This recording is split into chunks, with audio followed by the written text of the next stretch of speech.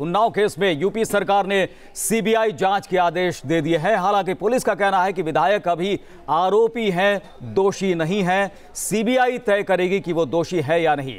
वहीं पीड़िता के परिवार का कहना है कि जब तक विधायक की गिरफ्तारी नहीं होगी उन्हें इंसाफ नहीं मिलेगा। तो पीड़िता के परिवार को पूरी सुरक्षा इस बीच मुहैया कराए जाने की बात और सुरक्षा व्यवस्था बढ़ा दी गई है। उन्नाव के उस होटल में जहां परिवार को रखा गया है, इस बीच केस सीबीआई को ट्रांसफर कर दिया गया है। विधायक की गिरफ्तारी तक इंसाफ नहीं, पीड़ित परिवार का ये कहना है।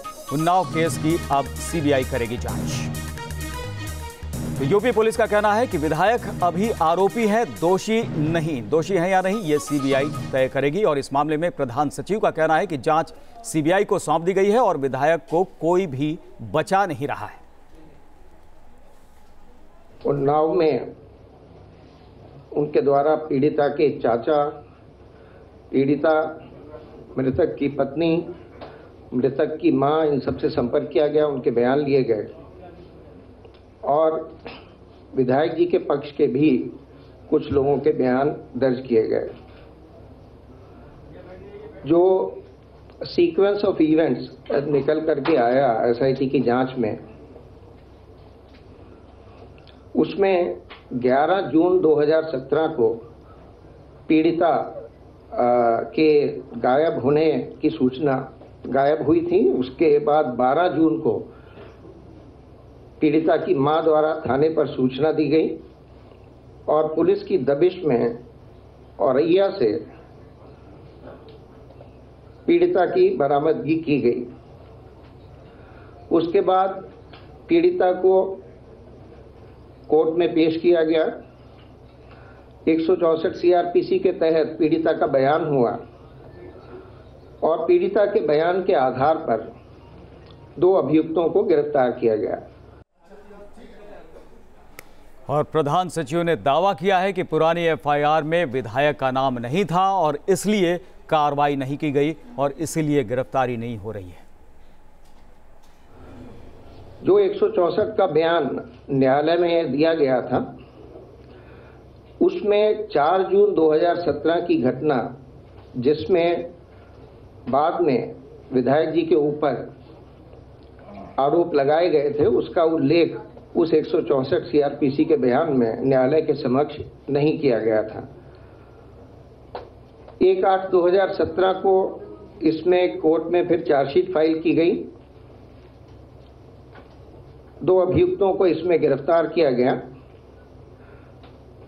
जो चाचा ने बयान दिए एसआईटी के सामने, उसके अनुसार 30 जून 2017 को वो पीड़िता को लेकर के दिल्ली चले गए और दिल्ली में 4 जून 2017 की घटना के बारे में पीड़िता ने अपनी चाची को बताया।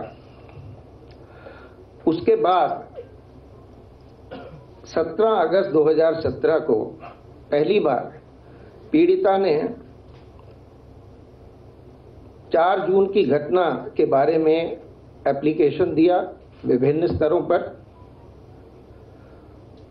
उस एप्लीकेशन के आधार पर जनपदीय पुलिस द्वारा जांच की गई और 164 सीआरपीसी के बयान में चूंकि उल्लेख नहीं था विधायक जी का, इस वजह से उसमें कार्यवाही स्थानीय पुलिस द्वारा नहीं की गई। तो पहली बार जो शिकायत दर्ज कराई गई पीड़िता की तरफ से, उसमें विधायक साहब का नाम नहीं था और इसीलिए कार्रवाई नहीं की गई। यहाँ पर ऐसा लग रहा है कि डिफेंस में जो है ये तमाम अधिकारी सामने आए थे। इस बीच यूपी के डीजीपी का कहना है कि विधायक को कोई भी बचा नहीं रहा है। सीबीआई अपने गुण दोष के आधार पे जो भी उनके पास साक्ष्य होगा, उस आधार पे विधायक के विरुद्ध कार्रवाई करेगी, चाहे वो अरेस्ट हो, चाहे कोई भी चीज हो। लेकिन उसके लिए इंडिपेंडेंट एजेंसी हमने बना लिया है, एसआईटी का गठन किया गया है, जो closer supervision ADG Lucknow zone के अंतर्गत कर रही है। तो इसलिए कोई प्रश्न ही नहीं है कि हमारी भूमिका में कोई संबंध है। यहाँ जो है नई परिभाषा गढ़ने की कोशिश कि यहाँ आरोपी हैं या फिर दोषी, इसकी जांच होगी, उसके बाद कार्रवाई की जाएगी। उस बीच उन्नाव रेप केस की पीड़िता के चाचा का क्या कुछ कहना है, ये भी हम आपको सुनाते हैं। प्रशासन से मैं उम्मीद करता हूं कि शाम तक इनको अरेस्ट करें, जिससे हम लोगों की जान माल की सुरक्षा हो पाए और हम निकल के पैरवी कर पाएँ। एक होटल में हम रह रहे हैं, सारा परिवार, घर पे ताला बंद है, घर जा नहीं सकते। हम लोग कल SIT के सामने घर गए थे तो भाड़े के आदमी बुला के उन्होंने वहाँ पे तांडव किया। रात को सुना है कि लखनऊ में कोई तांडव किया है। वो ताकतवर हैं, बाहुबली हैं, जब तक उनको अरेस्ट नहीं किया जाता है तब तक तो न्याय मिलने की उम्मीद बहुत कम लग रही है। तो बाहुबली हैं, ताकतवर हैं, जब तक गिरफ्तार नहीं किए जाते तब तक इंसाफ मिलने की उम्मीद नहीं है। पीड़िता के चाचा का ये साफ कहना है और इसलिए कार्रवाई किस तरह से होती है सबकी नज़र इस पर टिकी हुई है। लखनऊ से हमारे साथ हमारे संवाददाता रतीश त्रिवेदी जुड़ गए हैं, उनका रुख करेंगे। रतीश, यहाँ पर प्रेस कॉन्फ्रेंस होती है और वहाँ पर प्रधान सचिव गृह यूपी के वो आते हैं, DGP आते हैं और उनका कहना है कि तमाम जो हालात हैं, जो सबूत हैं, वो पूरी तरह से दोषी नहीं ठहराते हैं, सिर्फ आरोपी हैं अभी और इसलिए कार्रवाई की बात से इनकार कर रहे हैं। लोगों की समझ में ये नहीं आ रहा है कि अगर बचाने की कोशिश नहीं हो रही है विधायक को तो फिर गिरफ्तारी से बच कैसे रहे।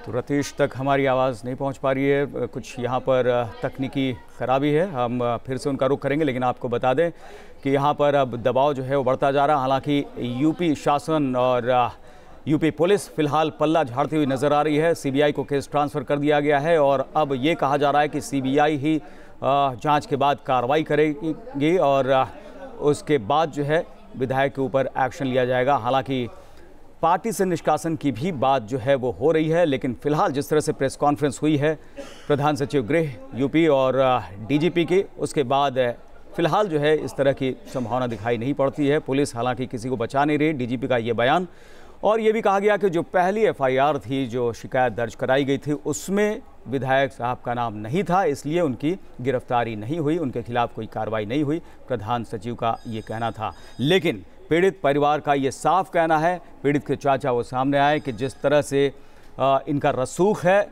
इलाके में विधायक साहब का, अगर गिरफ्तारी नहीं होती है, वो बाहर रहते हैं, तो फिर किसी तरह की कार्रवाई की उम्मीद नहीं की जा सकती है और लोग जो उनके खिलाफ सामने आना चाहते हैं वो चाह कर भी सामने नहीं आएंगे, क्योंकि इस तरह से उनका रसूख है, उनका दबदबा है।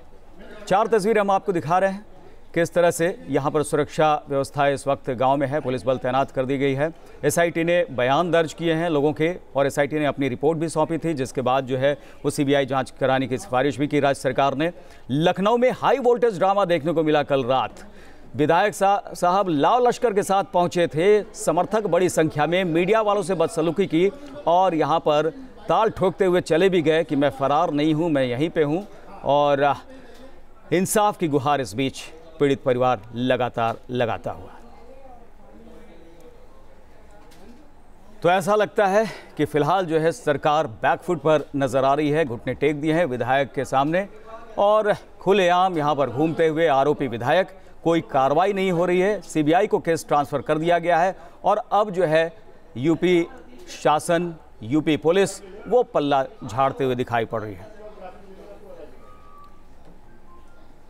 उधर BJP नेता सुब्रमण्यम स्वामी ने मीडिया पर केस को सनसनीखेज बनाने का आरोप लगाया है और साथ ही आरोपी विधायक के समर्थन में पार्टी के दूसरे विधायक भी सामने आए।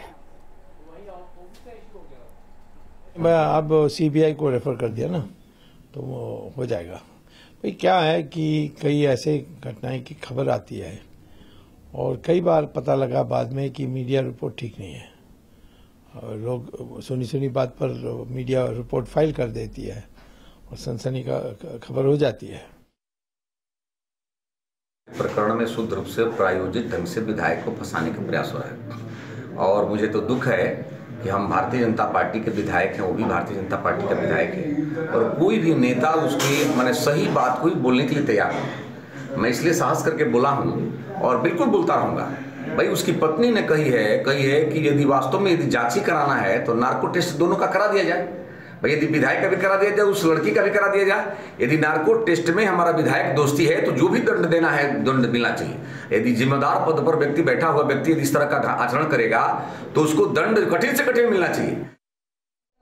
तो उन्नाव गैंगरेप केस में मुख्य आरोपी विधायक कुलदीप सिंह सेंगर की गिरफ्तारी अब तक नहीं हुई है। सरकार, यूपी सरकार जो है वो बेबस नजर आ रही है। 4 तस्वीरें हम आपको दिखा रहे हैं और सवाल उठ रहा है कि आखिर कुलदीप को कौन बचा रहा है।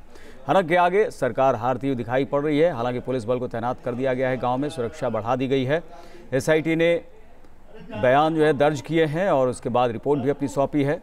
एमएलए की हनक देखने को मिली। कल हाई वोल्टेज ड्रामा हुआ, लखनऊ पहुंचे, SSP से मिले और फिर पूरे लाव लश्कर के साथ वापस भी लौट गए और परिवार इस वक्त दहशत में है। रतीश त्रिवेदी लखनऊ से हमारे साथ, हमारे संवाददाता जुड़ गए हैं, उनका रुख करेंगे। रतीश, प्रेस कॉन्फ्रेंस होती है प्रधान सचिव गृह की और साथ ही DGP की, और वो कहते हैं कि अभी फिलहाल आरोपी हैं, दोषी नहीं है और इसलिए जो है वो गिरफ्तारी नहीं की जा रही है और मंशा नहीं है बचाने की। फिर मंशा क्या है यहाँ पर सरकार की?